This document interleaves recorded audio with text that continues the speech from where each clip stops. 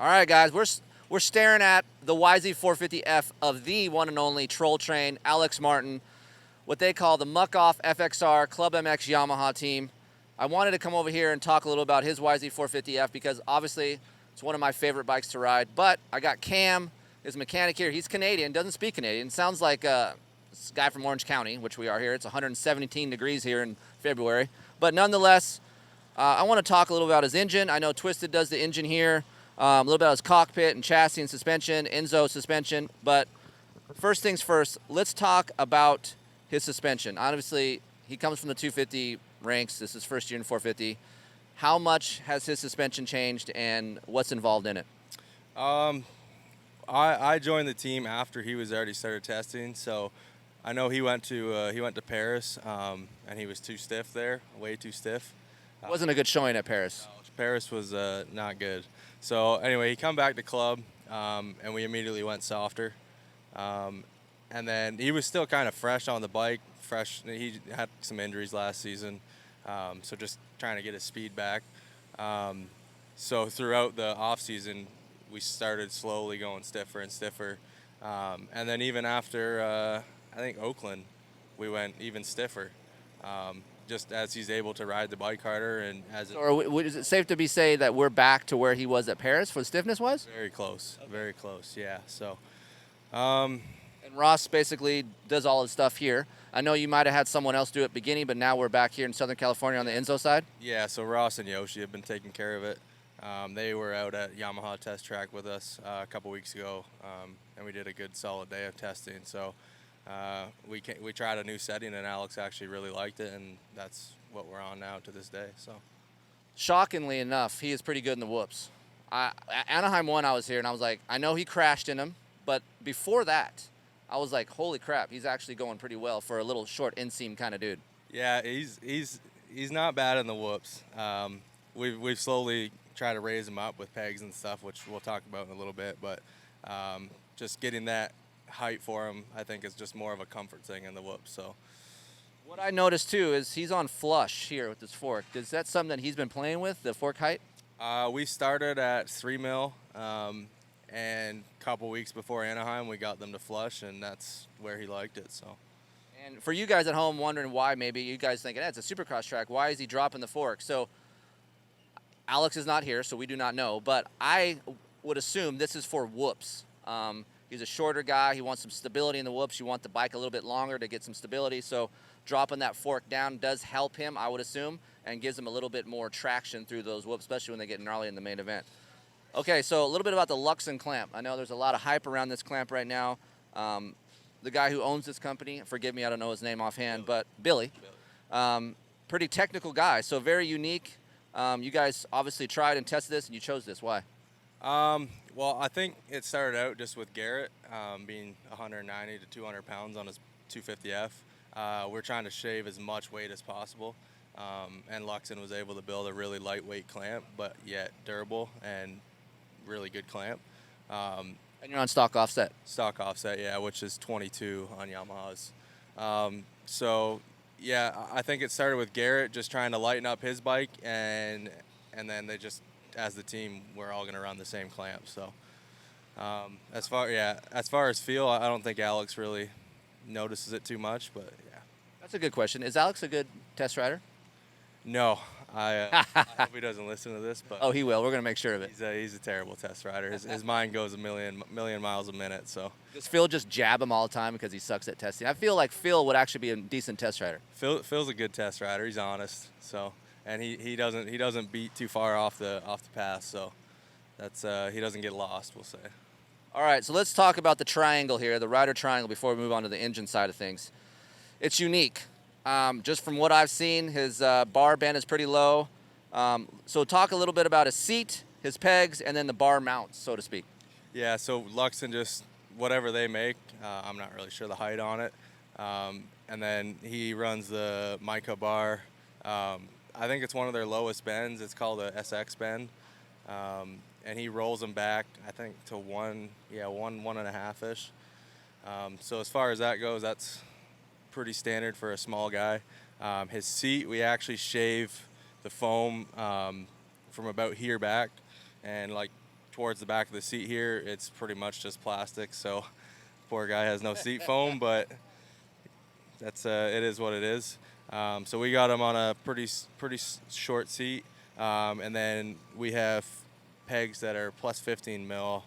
They're 5 mil higher and forward, and then a 10 mil cleat welded onto the top. So the Yamaha in general is a bigger looking machine, but the cockpit is actually, I wouldn't say tailor-made for troll, but it is a shorter rider cockpit feel. Like when I ride the Yamaha, my legs are up high. I want to drop my pegs. So when he says, he's up plus 15, that's quite a bit. And it takes a special. How tall is he offhand? At 5'4".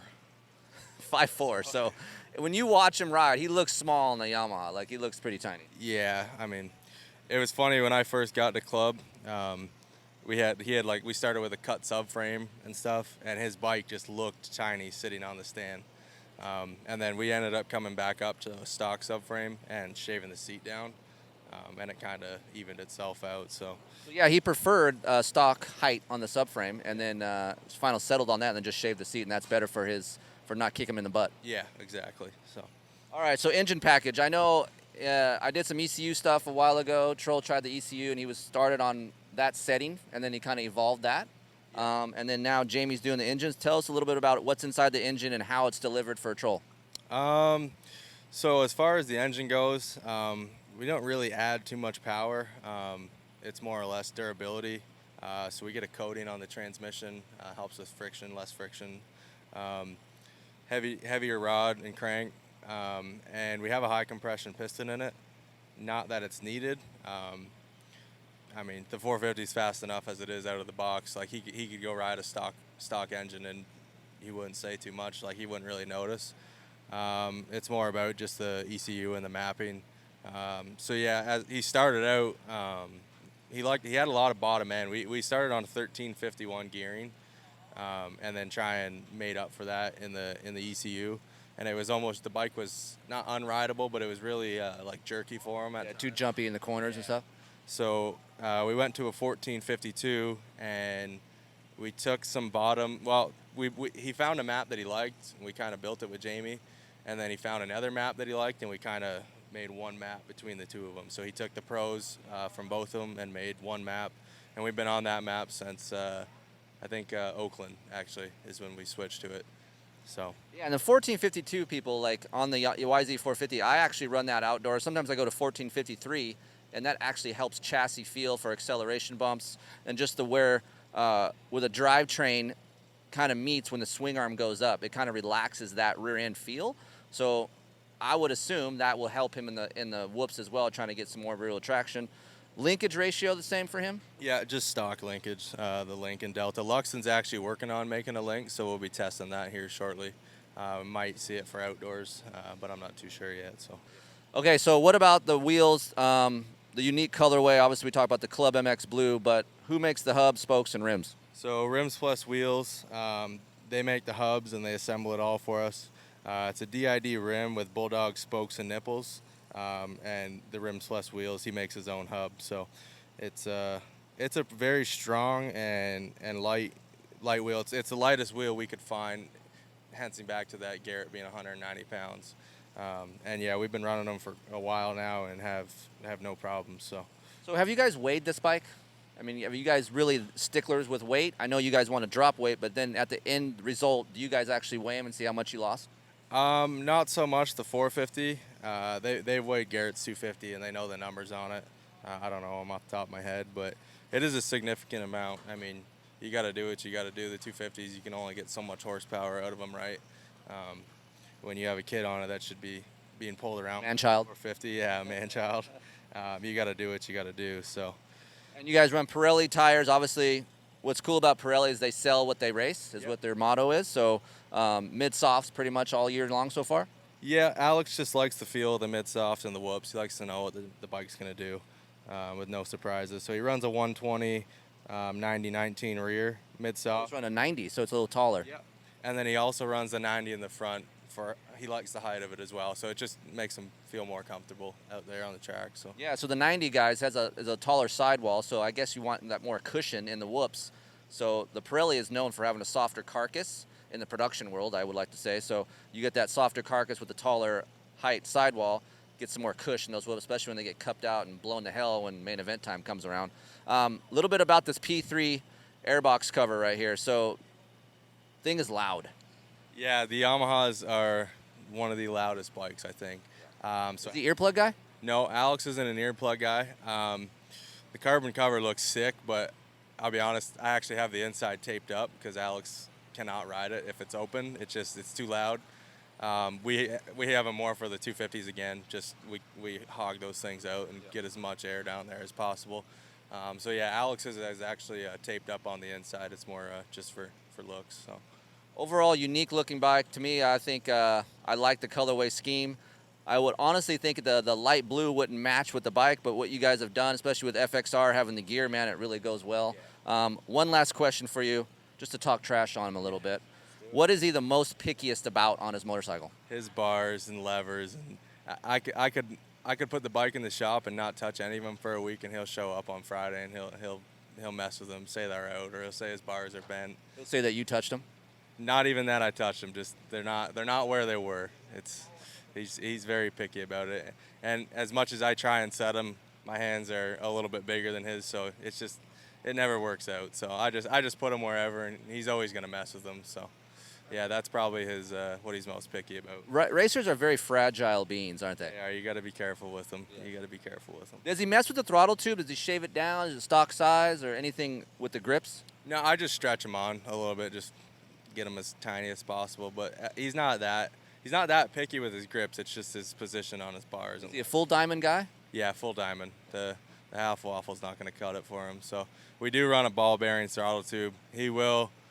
There's times where he'll say it's giving him arm pump and giving him whiskey, and I just pull it off and put a little more grease in it, and it's brand new for him. So that is another thing he's a little bit picky about. All right, guys, the Muc-Off FXR ClubMX Yamaha of Alex Martin. Come by to the rig, a bunch of friendly guys here, and of course, A-Mart, one of the nicest riders out there. So very good looking bike, and see him Saturday night here, A3. All right, sitting on the Trolls bike here. I'm 6 foot. Troll's 5'4". Surprisingly enough, the cockpit, besides the pegs, feels pretty neutral. His bar setup, you know, Cam said is rolled back a little bit, but actually that's about where I run my bars, rolled back a little bit. His front brake, out of all these guys here today, feels the most normal to me. Not too close to the bar, considering that he might have some small hands, so that's pretty unique. Clutch lever shape is really nice. I like that. And unlike Brandon's bike, has the right amount of play, but yeah, overall, I could feel, obviously, my knees are up high. They said Garrett sat on this bike the other day, and man, he said his knees were way up here. So obviously being 5'4", that's really important. And yeah, but I mean, as far as having a shorter guy, the cockpit, at least the rider triangle of the bar area is pretty nice. So nothing new here. Yeah, I would say maybe a little bit for me if I would wanted to change something. I would raise the front brake lever up a little bit, but otherwise, A-Mart, nice setup.